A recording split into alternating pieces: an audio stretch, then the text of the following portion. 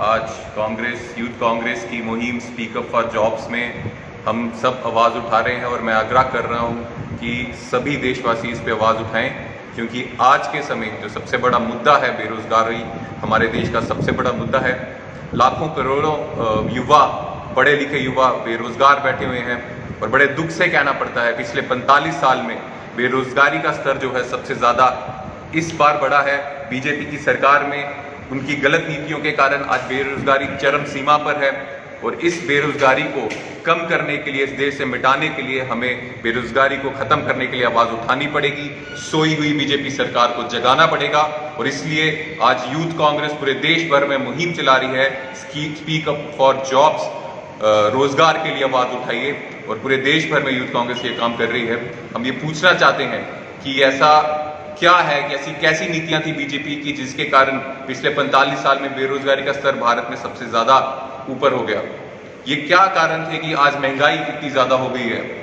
कितनी कंपनियां, जो सरकारी कंपनियां हैं जिसको बीजेपी बेच रही है, कम से कम उन कंपनियों में 1 लाख से ज्यादा सरकारी नौकरियां हैं, जो वो नौकरियां ना भरने के कारण, नौकरियां भरना तो दूर की बात है, वो उन कंपनीज को ही, सरकारी कंपनीज को ही बेचने जा रही है बीजेपी। तो अगर वो सरकारी कंपनियां ही बीजेपी बेच देगी तो रोजगार कहां से मिलेगा?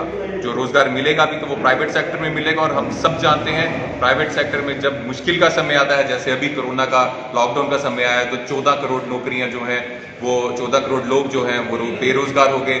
14 करोड़ नौकरियों से लोगों ने हाथ धो दिया। तो साथियों, आज हमारी यही आग्रह है पूरे देशवासियों से कि जो सबसे बड़ा मुद्दा और सबसे बड़ी परेशानी इस देश के युवा को और पूरे हर एक भारतीय को आ रही है, वो ये है, बेरोजगारी है।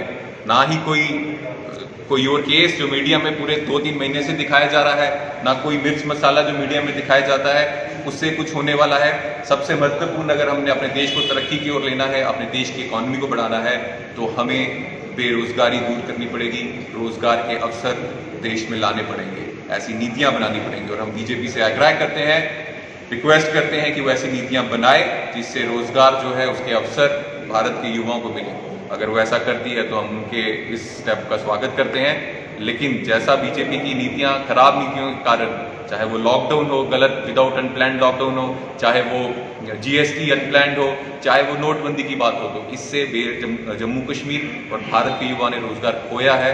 रोजगार मिलना तो दूर की बात है। तो हमारी अपील यही है भारत सरकार से और पूरी स्टेट गवर्नमेंट्स जो भारत देश में है कि वो ज़्यादा से ज़्यादा ऐसी नीतियां बनाएं जिससे रोजगार के अवसर पैदा हों और भारत के युवाओं को रोजगार मिले।